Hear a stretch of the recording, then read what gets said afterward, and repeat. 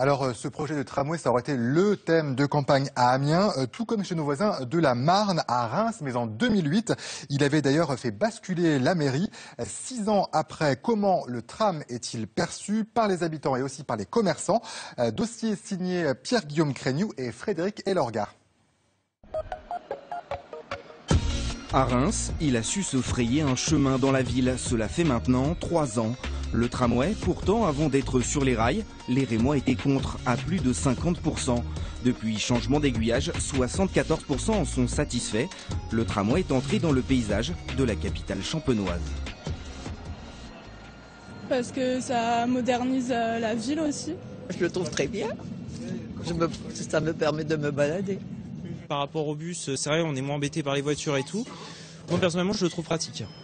Mais les premiers coups de pioche ont fait des mécontents il y a 6 ans, nombreux à vouloir se mettre en travers des voies.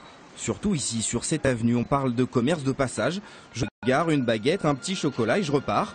Mais le tramway est passé par là et presque plus de place pour stationner. On va dire que ça a torpillé le commerce, faut être clair. Aujourd'hui, les cellules qui ont fermé au moment des travaux, vous les retrouvez encore aujourd'hui fermées, donc et personne ne veut venir avenue de Lan. Cette avenue est sinistrée par la faute du tramway. La plupart des commerçants ont perdu entre 20 et 50% de leur chiffre d'affaires pendant la période des travaux. Le chocolatier a bien été indemnisé comme 400 autres 3 millions d'euros à se partager. De quoi tenir pendant les travaux, mais après, tout est à refaire. Les gens ont perdu l'habitude de venir dans le centre-ville et bien que c'est revenu un petit peu, c'est pas revenu en totalité et on a une baisse de fréquentation du centre-ville depuis, ça c'est clair.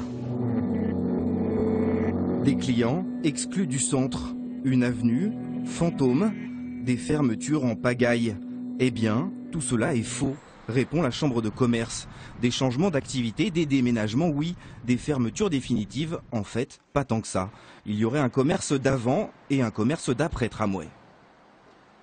Le tramway amène, au-delà d'une modification des flux, amène un changement dans le consommateur. Donc il faut que les commerçants eux-mêmes réapprennent ce qu'est leur client quotidien. Celui-ci va changer.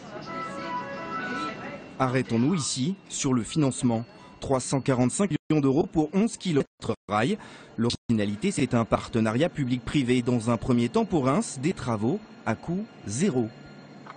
C'est pas l'agglomération de Reims qui a contracté les emprunts pour la construction, mais en fait, nous devons payer, un peu comme quand on achète une voiture en leasing, nous devons payer un loyer annuel qui va bien au-delà des coûts du fonctionnement, mais qui comprend le remboursement. Au lieu de rembourser à une banque, on rembourse au groupement Mars, qui comporte des banques, qui comporte Bouygues, qui comporte Transdev. La note, c'est 40 millions d'euros par an pour 33 ans. À Reims, en 2008, c'est lui qui avait animé la campagne des municipales. La droite pour, le centre contre, s'était divisé sur le tramway. La socialiste Adeline Hazan, favorable au projet, en avait profité pour prendre la mairie, dans une ville alors à droite depuis 25 ans. Et voilà pour le tramway.